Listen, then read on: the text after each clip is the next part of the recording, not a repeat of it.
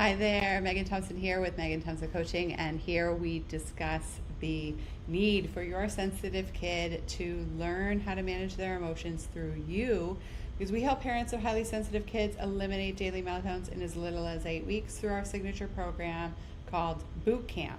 And so this invitation to you is for today's show is to help you learn and observe how you gained your emotional intelligence skills.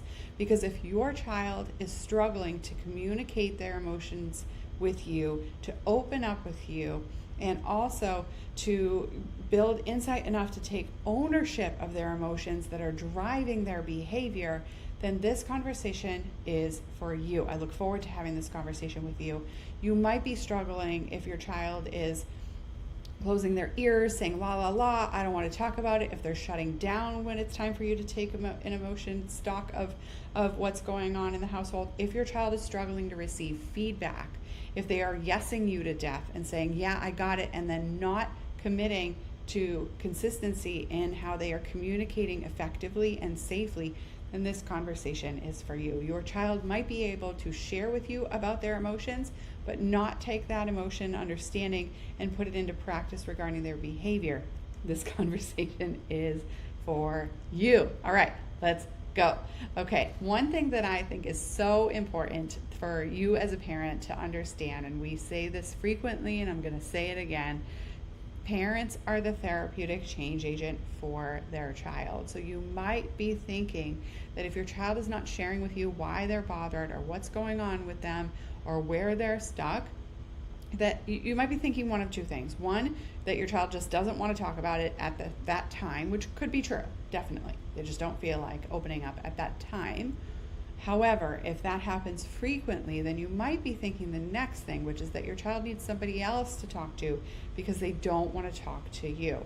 And as a parent of a highly sensitive 8-year-old, I will tell you how rewarding it is to receive on a daily basis the inner workings and thought process of my sensitive kid, and how amazingly designed her brain is, and how wonderful it is to feel so connected to her in how she experiences the world, and to watch her brain make connections that mine doesn't and how bright and charismatic and compassionate and intuitive and insightful she is. And that freedom and depth of connection with my child is one that I want you to feel capable of having. And it's something that we've helped our clients have regularly.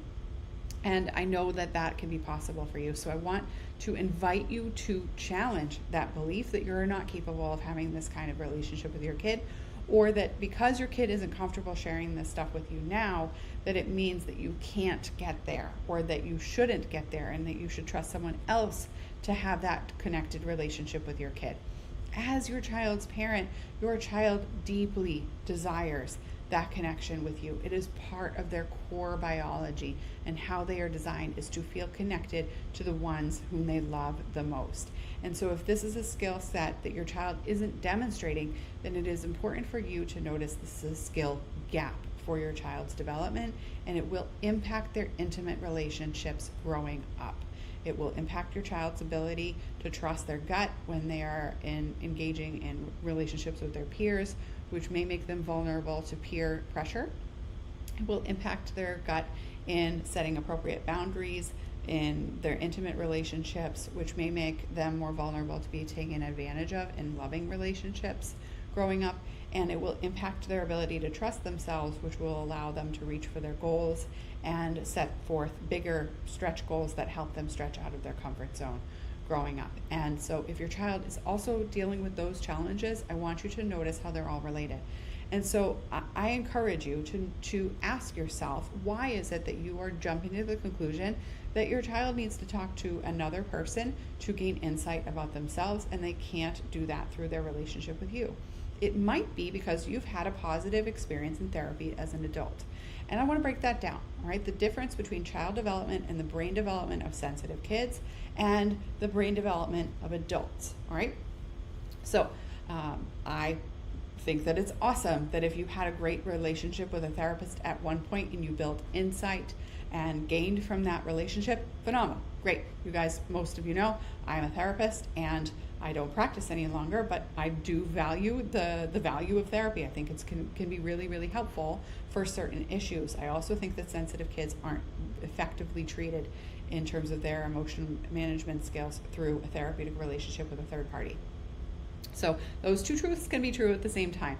Now, as an adult, personally, I did not gain a lot from a relationship with therapists. I sought relationships with therapists and didn't have the best experiences, and instead received more effective support through calculated coaches who are consultants or mentors.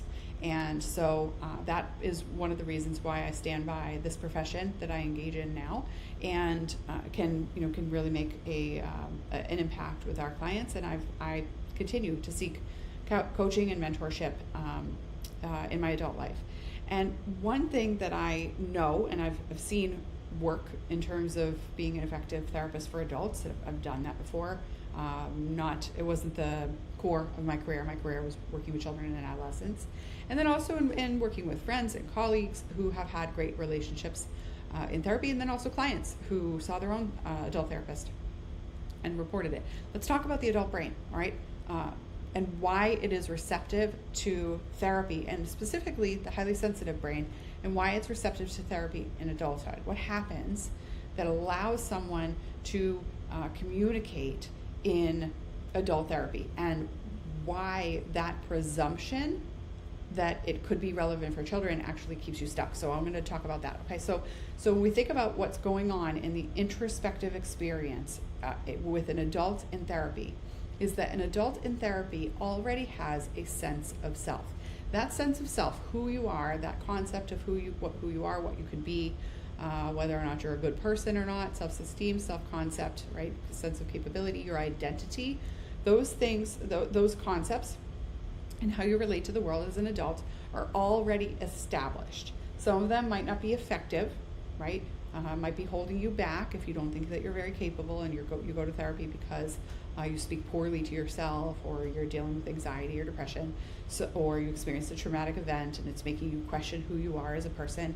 Then it is a process that is necessary for an adult to break down and to work on. However, as an adult, the concept of a sense of self is already experienced. An adult is more readily capable of having internal conversations with themselves and talking to themselves. So once a therapist says, hey, you're having some conversations with yourself in your head, what are those? And then witnesses your report of those, and then helps you identify how those conversations are holding you back, that feels relieving. It also can feel therapeutic. It can also lead to change if that therapist is skilled at teaching skills to change. Not all therapists are. Some therapists just witness an adult verbally processing their own decisions, and that's all they do, is just sit there and listen and reflect back and validate, and then wait for the client to change themselves. It's actually a theoretical orientation called Rogerian or client-centered therapy, and there's a theory behind it with some research behind it, though it is definitely not the most efficient or effective modality of therapy. It can be a preferred modality of therapy because personally, therapists who apply that approach don't really need to teach themselves a lot. They can just be and take whatever the clients bring to session. They don't have to orient themselves to being result focused. So you can sense my bias here, but I highly value efficiency, and I have seen sensitive relatives who are highly sensitive, significantly struggle and actually develop worse behavior problems and worse self-medication problems, to include addiction in one of my family members, a loved one, because they were treated by a client-centered therapist and even client-centered psychiatrist, and that backfired. It was not efficient or effective enough for them to actually solve the problem, and as a result, they sought out their own solutions, which obviously were destructive. And so I am biased and personally biased about this, and I also have the clinical background to say that I have witnessed other people struggle in that respect too. So my bias is backed in personal and professional history. If you don't want to listen to that bias, then you probably shouldn't listen to the rest of the show. All right, so feel free to just go listen to another one and stop this one. Okay, so we'll talk about that. I'm not ashamed of that bias, and I am also not going to hide it, because I don't sugarcoat things, and I want you to be able to trust that I will tell you like I see it. So here's the deal. Human being who is having a conversation with somebody else about how they're experiencing the world and how they're thinking about the world and how they are showing up in the world is hearing themselves talk. And then when they hear themselves talk, they are given the opportunity to then reflect on what it is that they are saying. And the brain then takes that information and assesses whether or not it's true. That's the whole process of auditory and verbal processing. So a verbal meaning you're speaking it out, and then you're hearing yourself say it, and you're comprehending what you just said, and then you're deciding, did what I just say make sense for me, or do I relate to that? And then what happens is that the brain actually goes into a identity analysis, and the process of the adult brain creates a situation where if I'm saying something about myself that I don't truly believe in my intuition, then I am, maybe I'm saying I'm a stubborn person, right? And in my heart, I feel this gut rejection of that belief, then I will likely correct myself and say, well, I wouldn't necessarily say I'm stubborn. I'm very opinionated. I'm very directed, self-directed. And sometimes it's hard to convince me of that my beliefs need to change. I wouldn't necessarily call myself stubborn. That process of someone talking themselves out of making a definitive negative assumption of themselves, and then talking themselves into making a more uplifting statement, is called cognitive dissonance. There's a gap between how you're depicting yourself and how you want to present yourself with the world, and that gap creates a dissonant experience. The brain is dissenting against its experience. There's a I'm trying not to use the word in the definition here. There is a disconnect in those two statements, those two presumptions. One's a presumption and one's more of a core truth. And then when the person hears that about themselves, they then start to notice, why do I think I'm stubborn? What are some of the behaviors that demonstrate stubbornness? Maybe I could work on changing that. Hey, therapist, got anything for me about that?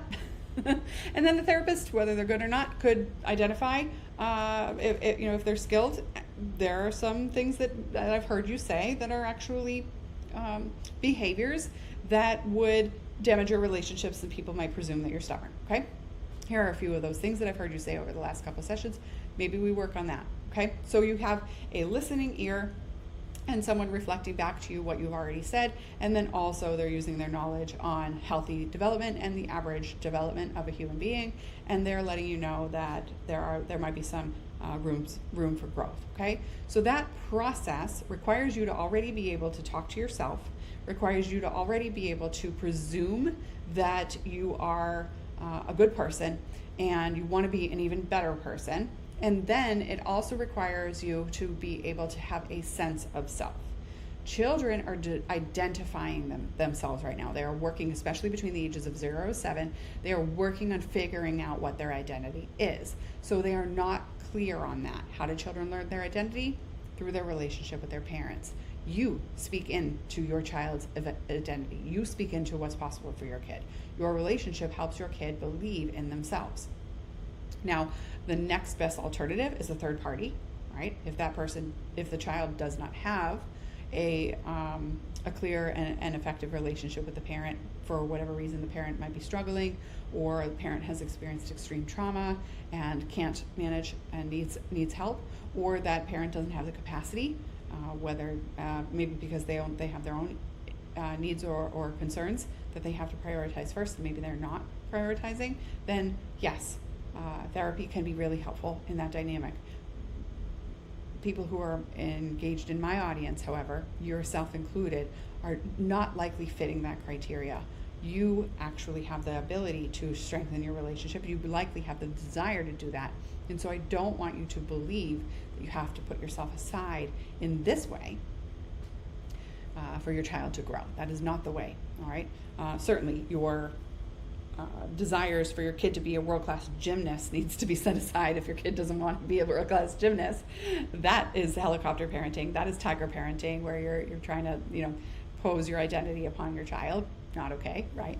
But your child learning emotion regulation skills through their relationship with you and social skills through their relationship with you, that's developmentally appropriate. That's healthy parenting. That's healthy family system work. So we would want to perpetuate that, and it's true for sensitive kids. So if you are believing that sensitivity is genetic, wondering about that, wondering whether or not you're capable of learning these skills in order to impart them to your child, go and listen to my show that I did earlier this year on whether or not the highly sensitive trait is genetic. It's a research review, and it was about an hour. So we'll pause there. You, even if you didn't learn these skills in childhood or are still struggling to learn these skills in adulthood, can still learn them now. And in fact, you have to learn them now in order to teach them to your child, because emotional intelligence is caught, not taught. So what do I mean by that? Kitschy phrase, right? Your children learn and absorb their emotional skill set through you. So if your emotional skill set is not thorough enough to understand how and why your kid is feeding you what you want to hear rather than actually imparting their understanding, or they are totally blocking their connection with you, that means that they feel ashamed, misunderstood, and incapable of sharing that need because it's uncomfortable. Doesn't mean that you shouldn't be the one to help them grow in that direction. All right, just like you taught your kid to walk and it was tough and they stumbled and they fell and you did it, this is where your kid needs to grow through you as well. All right, so I want us to talk about this because I want you to feel empowered that this process is available to you, that this skill set is available to you. I don't want you to think that your kid is not capable of learning through you because they haven't learned yet, or because they're uncomfortable about talking about their own emotions. It is important for you to not take that so personally that you actually inhibit your consistency about talking about emotions in your household, or you inhibit your curiosity in talking about emotions in your household. So I implore you to build the confidence that you can manage that. And this is one of the things that we work on with our clients and who work with us directly. It is hard to build confidence without a process or without a system that actually works consistently in an easy way, where results are quick. So I want you to notice that if you're struggling with this, it's not your fault. It's likely the process that you're following is not effective, and most parents who are stuck in a meltdown cycle get stuck in that same process. So if you want to break out of that, then I encourage you to go ahead over to our website and learn more about our process. Go to meganthompsoncoaching.com. All right.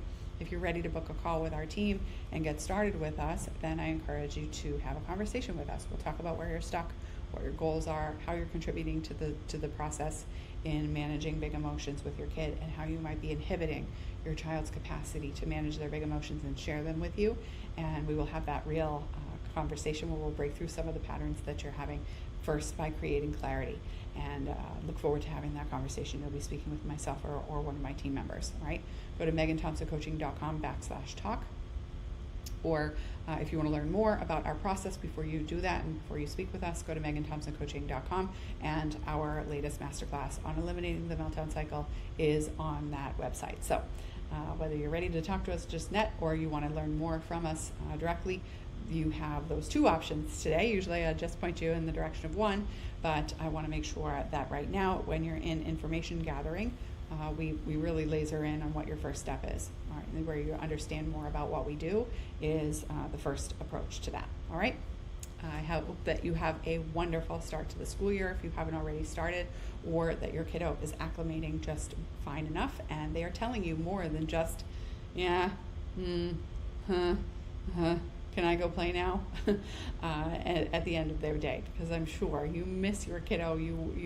It's bittersweet to have a time away from your child as they're experiencing the world and learning from other people. And I want you to notice that you can still be very, very invested in your child's emotional development, very, very influential in your child's development. And we're happy to support you in building that skill set.